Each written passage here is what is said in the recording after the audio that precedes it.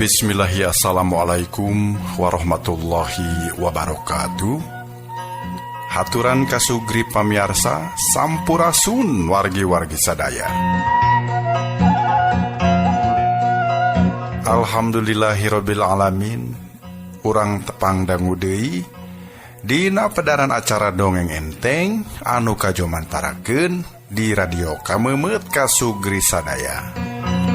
Ayeuna urang baris medar carios naskahna ditulis ku Mang Gio. Teu karaos kasugri pamiarsa urang tos nincak bagian ka-10 dupi carios anu baris kapedar dina judul Uru Ara Cameti Galing. Episode Si Injuk Kawung.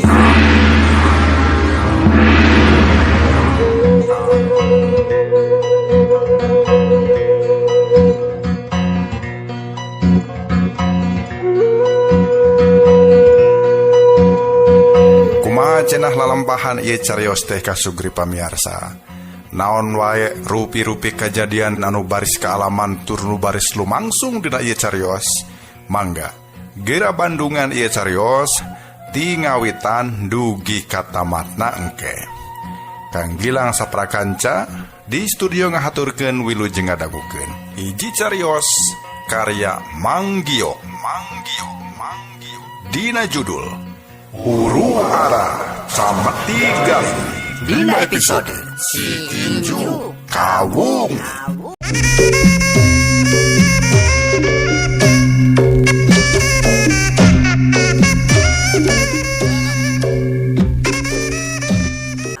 Pangapunten juragan.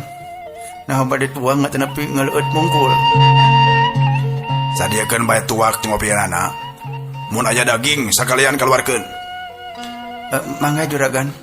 Diantos bae nya diantos. Pimpinan prajurit ngibaskeun leungeun. Bari panonna terus rerat-reret ka palebah bilik joglo. Teu lila pok manehna nyarita. Prajurit, coba pasangkeun kertas sayembara teh euy. Kacirina di joglo teh tajan dipasang. Mangga nun, mangga. Ceuk salah seorang prajurit bari musiwel ngaluarkeun gulungan tina jero peti leutik. Jumlahna 2 siki. Tuluy dipasangkeun dina bilik warung tetela. Eta 2 gulungan teh mangrupa 2 gambar jalma.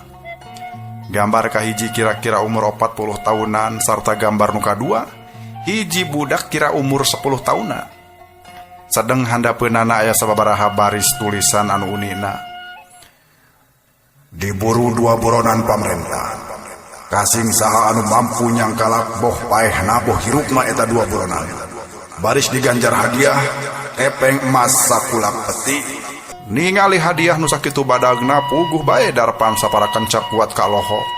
Malah ditungtungan ku neuri cidu sagala. Nyeh ningali kitu si Basan Dewa Imut malah pok manehna nyarita. Kacirina andika urang pascilatan. Darpan unggek malah bari sungkem manehna nembalan. Leres sim kuring obatan ti padepokan Linggar Dahana. Alus dengekeun. Ieu 2 gambar teh mangrupakeun buronan penting pamarentahan. Andika bisa miluan kana ieu sayembara. Ku cara nyerek ieu 2 burona boh paehna boh hirupna atawa sakurang-kurangna mere lapora lamun parang ningali manehna ku kolam renang. Oh, mangga sun, mangga.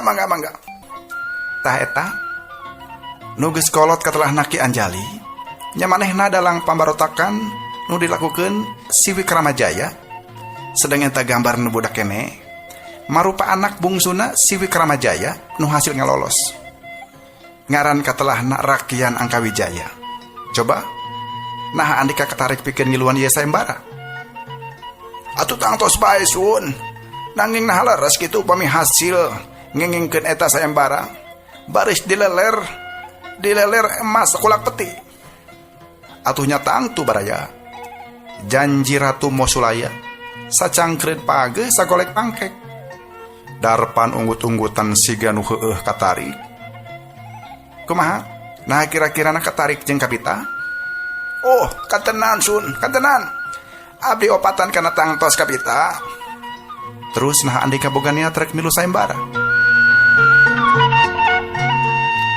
Abdi janji pasti ngiringan sun. Angin eta oge saupami izin tinu janten guru.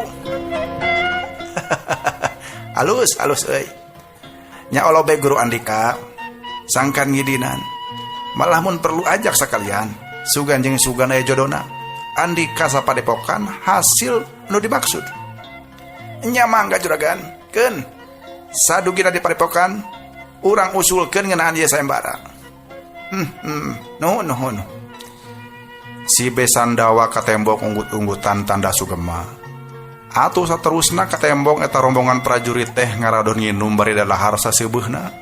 Geus seubeut tuluy arindit malah make jeung mangmayarkeun kadaharan Darpan sabatur-batur.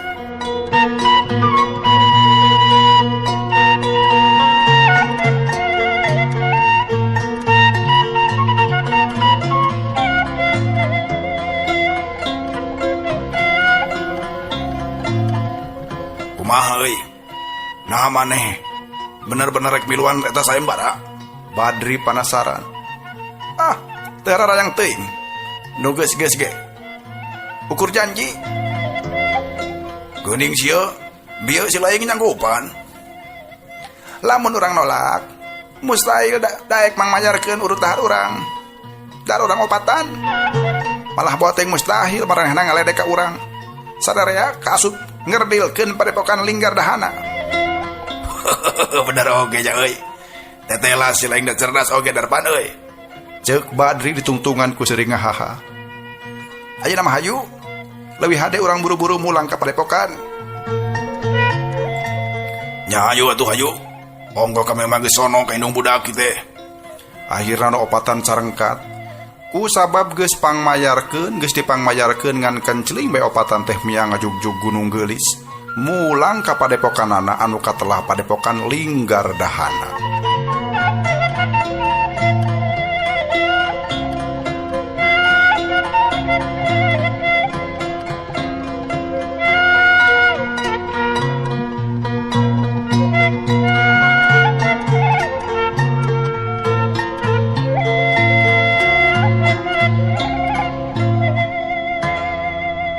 Teu kacaturkeun lilana di jalan. Urang singketkeun bae lalampahan opatan teh ka Sugrip pamiarsa. Satepina ka padepokan kayaan geus maju kasorenakeun. Nu opatan dibagiakeun koreangna Soratong Geret jeung Turaes di gerbang padepokan.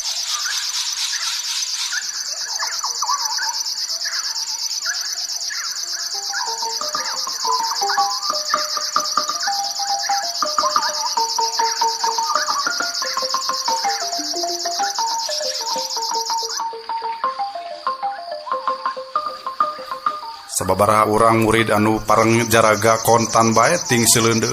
Da puguh nu opatan teh kaitung para lulugu atawa senior maranehna. Ari di jero katembong dua urang jalma kedariuk dina palupuh kai anu geus lecir. Manehna ketelah Bah Jamuju jeung wawakilna nyatana Kiatma. Sedeng teu jarauh ti manehna hempak para murid. Diuk sila mari marendeko semu ajri. Barang Bah Jamuju keur cacarita mere wejangan ka para muridna kitu, ditepas aya nu uluk salam. Sing horeng Badri sabatur-batur. Sedeng Badri teh murid kepercayaan Kiatma, nyatana wawakil Bah Jamuju. Asyup, kadenge Bah Jamuju nita asup. Atuh Darpan, Badri, Samud jeung Suha arasup sarta gukek dariuk hareupeun Bah Jamuju. Sanggeus Badri sabalad-balad ngarinum sarta kesang metuus kadenge bah jamuju cacarita.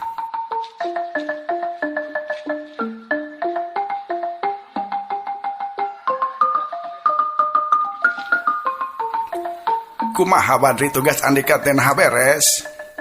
Parantos Abah Guru. Serotos katampi ku pihak Naragawesi. Terus kumaha? Nah maranehna bisa narima? Aya berkah Abah Guru. Pihak Ragawesi nampi aranjeunna tiasa ngamaklum yen Nyimas Nilam Sari teu acan hoyong nikah masih hoyong lalagasan. Alus ari manehna ngarti mah. Adalah di kumaha oge si Nilam teh karek oge 13 tahun keur memeujeuhna resep ulin. Mohon Abah Guru. Da harita oge anjeunna cacarita kitu. Nya. Nah di satengahing jalan teh manehna teu ngadenge beja. Beja perkawis naon Abah Guru? Yen dicameti galing aya uruar hebat nepikeun karagragan korban jiwa anu kacida lobana. Oh eta abdi oge kantos nguping. Mung dedenge tarak teu patos jelas. Terus terang bae satadina kaula hariwang inggis Andika milu kaceot kapusiran dicameti galing. Aya berkah Abah Guru. Sim kuring obatan teu dugi kaceot. Aya nama nya geus atuh. Nam kaditu bisi rek lareureuh capek meureun nya. Muhun Abah Guru, hatur nuhun. Cik kaditu. Saterusna Badri sapara kanca mulang ka saimahna bari mawa hate nulugina. Sabab salian ti salamet tapi oge maranehna geus bisa ngalaksanakeun tugas kalawan hade. Peutingna Darpan dipanggil ku guruna. Nyatana Kiat mah masih ngarasa penasaran. Utamana ku dongeng opat muridna. Nu memang boga tugas penting di sagedengan ngirim surat ka Padepokan Ragawesi.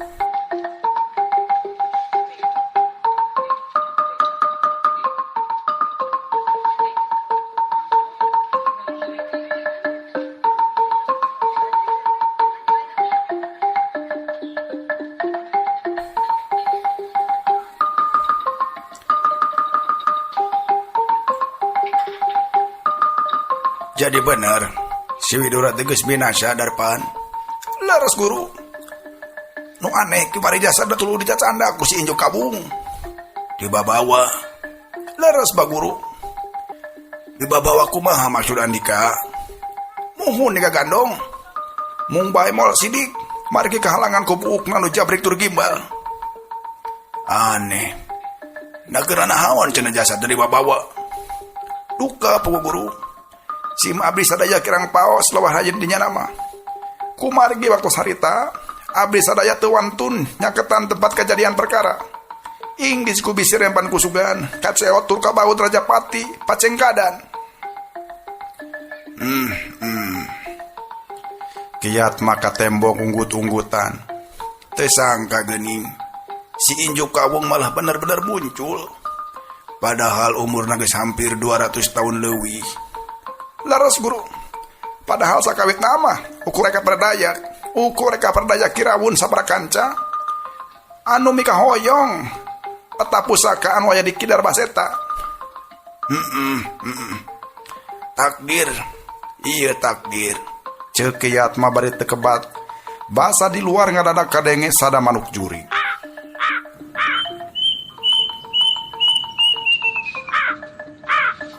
Kadenge manuk jurig teh disada deui. Malah siga aya anu ngagepluk luhureun suhuna. Siga sora gagak Guru. Bener euy. Aya nama-nama ka itu gara balik. Reureuh sing jongjon. Tuh, hatur nuhun Ki Guru. Balaur memang kuring teh tos kacida lungsena. Nya nam ka ditu. Harita keneh Darpan langsung undur ninggalkeun guruna. Barang jeung Darpan kaluar teh eta imah ngadadak bae Kiat mamukakeun jendela kamar. Geus kitu belesat, Kiat mah luncat ngabelesat. Ngadon ngudag-ngudag manuk jurig nu kokoleaban luhureun pucuk tetangkala. Kadangnya manuk jurig teh disadadei. Muruk kaki dulkeun kapal lebah kebon awi anu geuman. Malah teu lila anjog ka hiji tempat tuluy bae eta manuk teh nyerorot turun ngadon euteup dina hiji tak-tak jalma. Kacaangan ku cahya bulan eta jirim teh ukur kaciri beleg-begna wungkul ngajanteng dina dahan kai gede nu ngaroyong.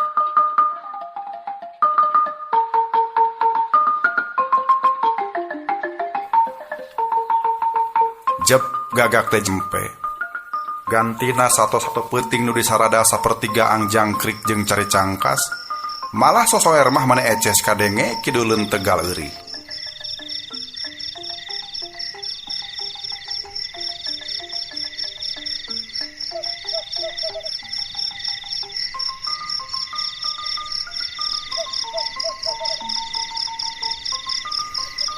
Dua jirim katembong geus adu hareupan, dua nana narangtung dina dahan kai gede dina jarak kira-kira 3 depaan. Malah kadenge jirim jalma di euntepan manuk teh nyarita. Hehehe, bagea Yatma kumaha cager? Sae sun.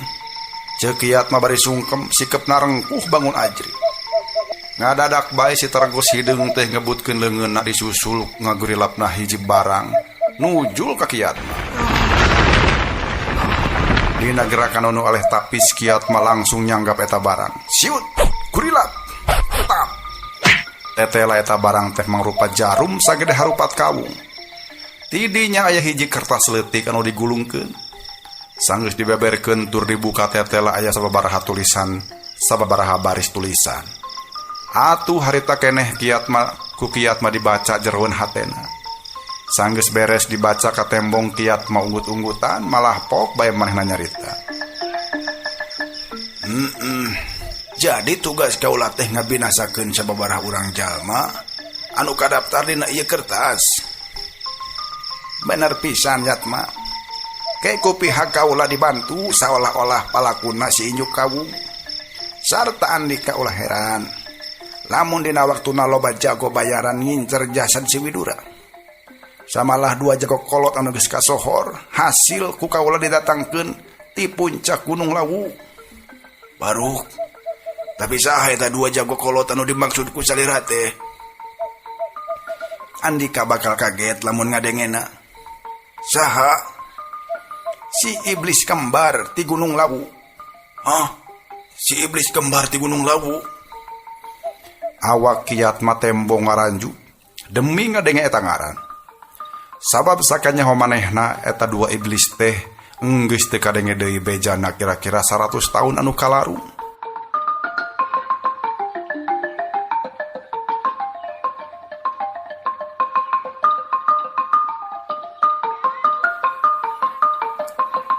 Tapi saur wartos eta 2 iblis teh tos janten patapa di puncak Gunung Lawu. Hehehe. Eta beja memang bener. Tapi ku pinterna eyang sepuh, eta 2 iblis hasil dilugaikeun. Sarta kiwari geus turun gunung, sejabalitungan jeung si injuk kawung. Ngan bae kaula ngelingan. Sabisa-bisa singkahan eta 2 kolot sabab maranehna ngabogaan sifat aneh, tur angin-anginan. Oh, unjuk sumangga sun, unjuk sumangga. Tah, ayeuna mah kaula pamit. Mangga nun, mangga. Garapak. Cacap nyarita kitu. Manuk jurig langsung ngagarapak disusul ku ngolebatna jirim si tergos hideung ninggalkeun ki Yatma. Nu ukur bisa rumahuh bari tanggah ka langit neuteuk bulan anungan sapotong. Nakongkolak panonna geus kabayang. Sagedeung deui dunya pasilatan bakal genjlong marebutkeun jasadna ki Widura. Cag urang tunda ka hareup kasamper deui lalampahan ki Yatma.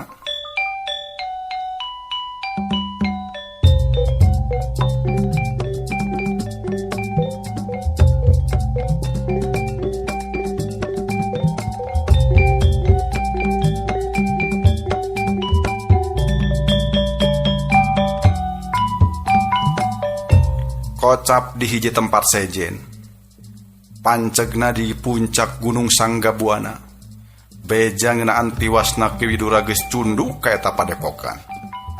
Puguh bae sakur nu ngadenge eta beja teh lain deui ngarasa kaget tur sedihna.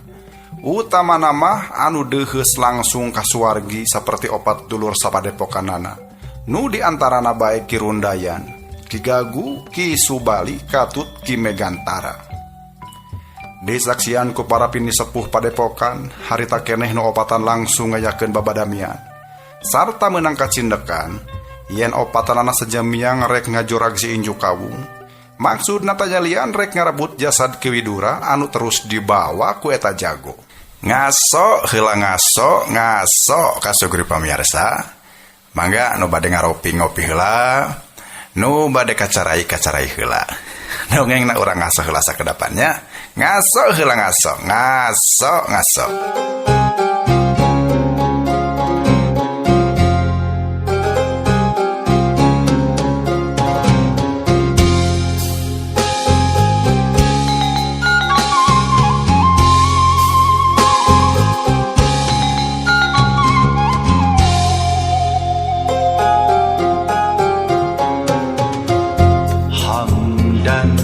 Rabbil alamin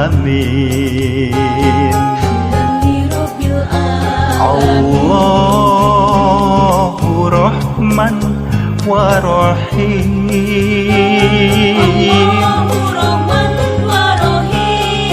Qad qurba fatul mubin Innahu wasami'un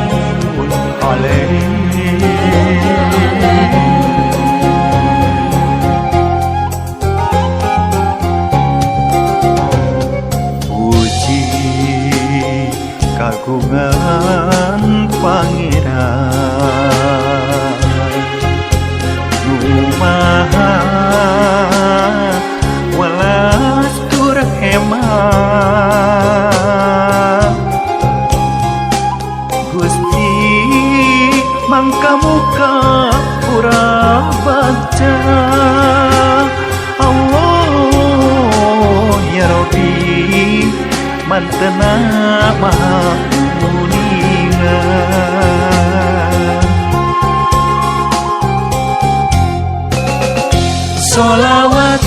Solawatan barokatan ala Muhammad Rasuli wa ala ali wa sahbi Salam sinareung solawat muga netes ka Muhammad Natrat ka para karabat para ahli jeung sahabat Solawat Kasugri pamiarsa sabada tadi urang ngaso, nutos ngaropi, nutos kacarai, mangga gira maranco deui payuneun radio Sawang-sawangan. Urang teraskeun ieu jejer carios anu nuju dipedar ku Kang Gilang sapara kanca. Mangga wilujeng ngadangukeun.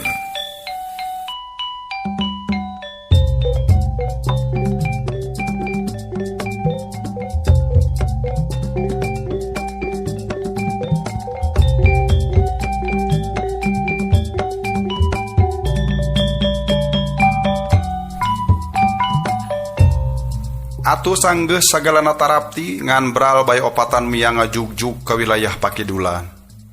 Nahabet ngajugjug Pakidulan, sabab ceuk beja nu bisa dipercaya eta kokolo teh muruk ka sisi basisir laut kidul. Sedeng anu rek dijoragna nyatana si Inju Kawung, harita teh manehna keur leumpang sisi leuweung anu kacida pisan geueumeunana. Leumpangna kawilang aneh ngagulusur siga nu teu napak kana lemah. Pangna disebut ngagulusur sebab sukuna teu kaciri ngalengkah. Kahalangan ku buuk anu panjang turta gimbal persis sakumpulan Inju Kawung. Sakapeung jirimna tembong, sakepeung deui saruk jeung rajegna tatangkalan atawa kakayon anu aya di sabudeureunana. Nyingkahan tina panenjo jalma, sangkan teu kaget atawa reuwas mun sakalian ningali kaayaan dirina. Barang nepi ka hiji tempat, reg ngadadak bae si Inju Kawung ngeureunkeun lengkah sukuna. Hiji tempat anu rada lega di sakuriling bungkingna barala ku tutuwuhan jeung tangkal kai anu galede luhur.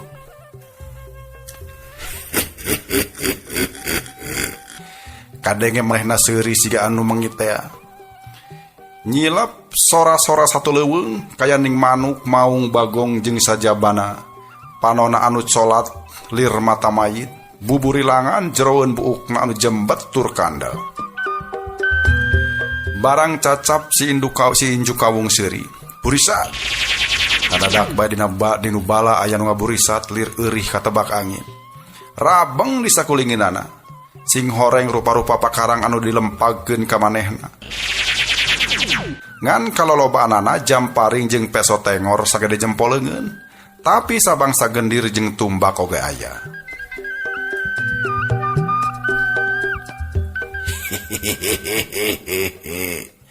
Kadenge si Inju Kawung seuri bari ngeluarkeun kadua leungeunna. Anu rigil teu beda di ceker hayam. Logodor. Warr. Bareng jeung leungeunna anu kaluar, rupa-rupa pakarang anu nyerang manehna teh ngadadak eureun di satengahing jalan, ngarambang kitu bae di sabudeureun si Inju Kawung.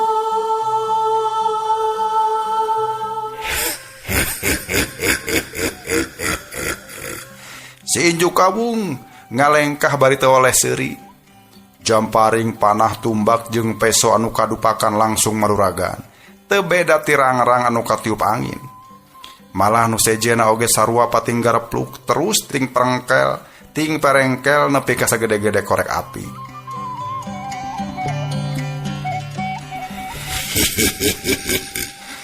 Teuing geus ngalalep ati naga atawa maung. Di tempat seperti aya welasan kunyuk anu neang mara bahaya. Si Inju Kawung kadenge nyoara. Sorana parau lir sora gagak nyarita. Jeleng, jeleng. Barang cacap nyarita kitu ngaradak di dubala aya nu laluncatan. Sababaraha urang jalma anu dedeg pangadegna jarangkung gede malah can lila ranehna rangtung di sabudeureun. Si Inju Kawung rabul aya nu kaluar bari sapakarangna.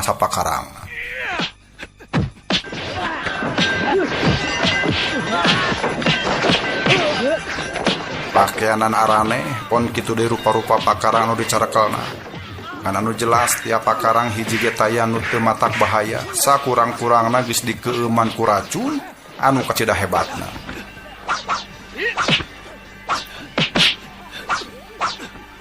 Pasrahkeun eta layon si Widura ka kaula. Ceuk ieu jalma anu aya di hareupeun si Inju Kawung. Umurna 50 tahunan, beungeutna codet parat nepi ka palebah tarang.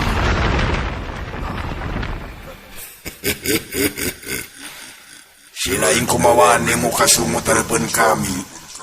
Nah geus siap narima akibatna, ha?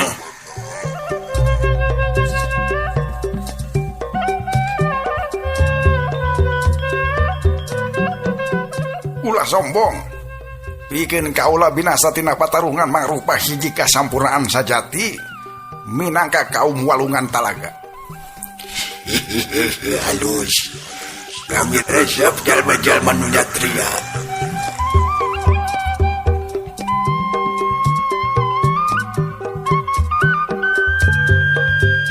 Inju Kawung. Ngadadak hiji jalma nu papakeana sing sarua bodas nyarita. Bari katembong ramo-ramona nyarekel tasbih. Antara patapan awan bodas jeung Andika teh boga gantar kakaitan. Tapi kunaon Andika bet ngabinasakeun murid-murid kami?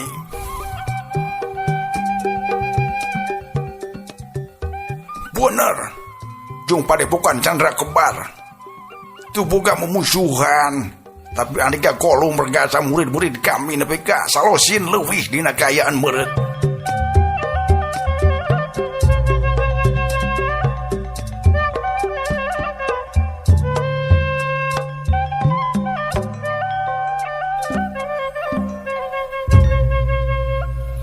Wah, nu jelas ngaing hayang hadiah gede. Kudu arang ngarebut jasa di Widura.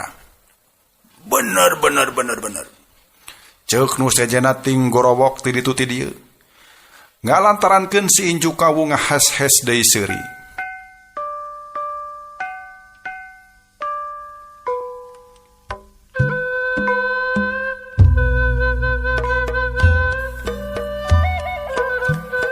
Jadi eta alesanana pangna Andika sakabeh ngagabungkeun diri pikeun ngantri mangmukakeun gerbang neraka.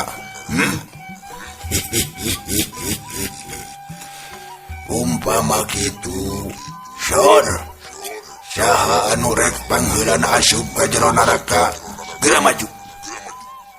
Nah Andika Ceuk si Inju Kawung ditungtungan ku nunjuk kanu begetna codet teh. Sia memeh nita asup ka batur. Asup heula Andika sorangan ka neraka. Batur-batur, maju. Haya.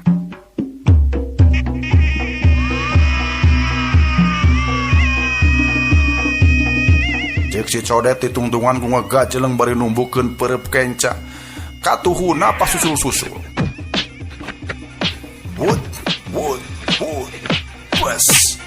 Bus.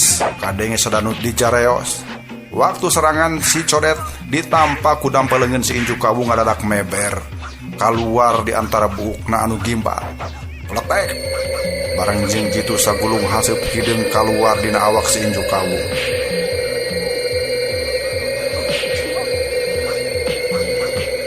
Eta haseup tuluy ngayang siga halimun. Ngalantarankeun jalma-jalma nu kadupak ku eta halimun teh langsung caricing, otot jeung uratna ngadadak kaku kabekukeun ku halimun hideung nganu ngayang.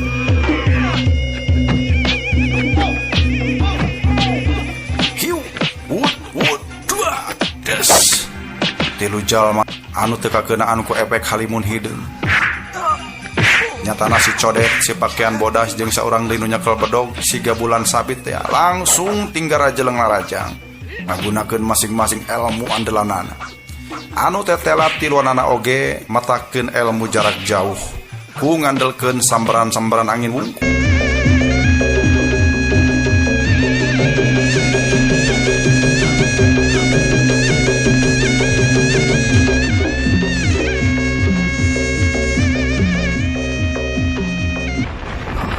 Geus apaleun yen sakur-sakur.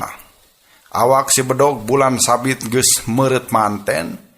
Waktu ningan sakilat, embun-embunanana beunang diranggeum ku ramo-ramo si Inju Kawung nu ramakah luhureunana.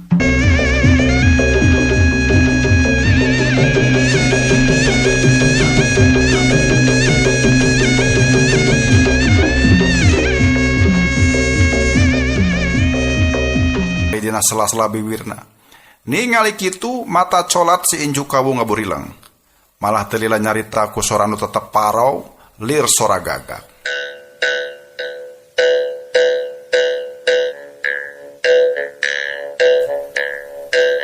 Saha Andika duaan anu sabenerna? Kumaha ningulinkeun raga manusia sangeunahna? Si codet seuri nepikeun ka ngalageday ditempas ku si pakaian bodas dina soranna ini. Teh kudu loba tatanya si Inju Kawung. Hutang pati dibayar ku pati. Hutang nyawa dibayar ku nyawa sia deuleu. Nah sia beuseuri ha. Memang aya nu lucu. Disebut lucu mah henteu. Ngan rada-rada aneh.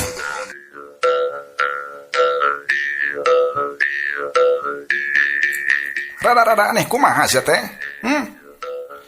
Sabab teh gugur teh angin. Panggih ge ajan tiraku. Panggih ge ajan tiraku aing ujug-ujug ngahutangkeun nyawa ka Andika.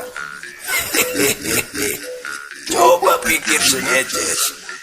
Nah salah naon kaulah nyebut omongan Andika rada-rada aneh. Bener oge caritaan teh Andika teh Inju Kawung. Ngan para lu dikanyahokeun yen dua orang awewe anu geus ditandasa dicameti galing ku Andika. Sanyatana mah murid-murid kaula wungkul deuleur sia teh. Maksud Andika Sumayang jeung Anting Wulan. Benar dalah. Teng manuk teng anak meraku kunjungan. Muridna licik, tangtu guruna leuwih licik. Aing mah teu rumah salicik sia. Nyumput di naga manusia sejen. Nah, eta teh bisa disebut licik. Teu kudu loba bacot sia. Memang kejahatan naon anu geus dilakukeun ku dua murid kami. Nepikeun ka andika kolu mergasa tangka jadi regang. Sok komo si anting badan nepi ka rangsak ku balati. Manehna geus kumaha nginjem ngaran kami. Pikeun ngarebut peta pusaka di Sidar Baseta. Cih, pirani sakitu. Piraku taya hampurana. Perkara ngaran pikeun kaula teh jadi masalah. Nu jadi soal manehna geus mergasa ratus jiwa. Anu teh tuah teh dosa. Hah, siga si laing anu bersih bae injuk kabung. Dengekeun, poe ieu jiwa si laing kudu ngalayang pikeun nyang hareup ka raja neraka. Nyusul dua murid kaula anu geus perlaya. Dewa nebus dua jiwa murid kami. Hayat.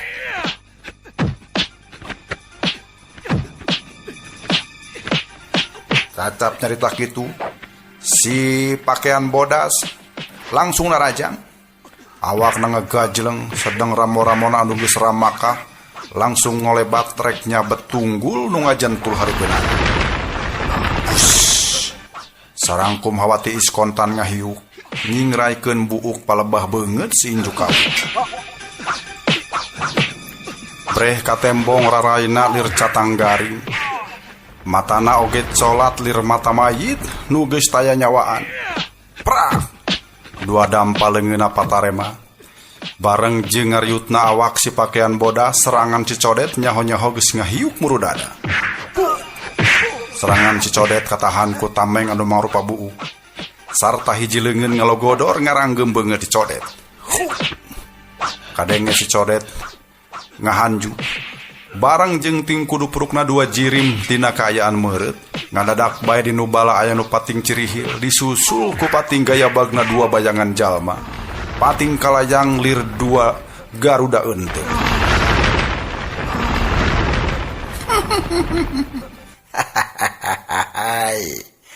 Kalayang gaya bag ceuleuh. Dua jalma geus ting jaranteng hareupeun si injuk kabung. Nini jeung aki-aki.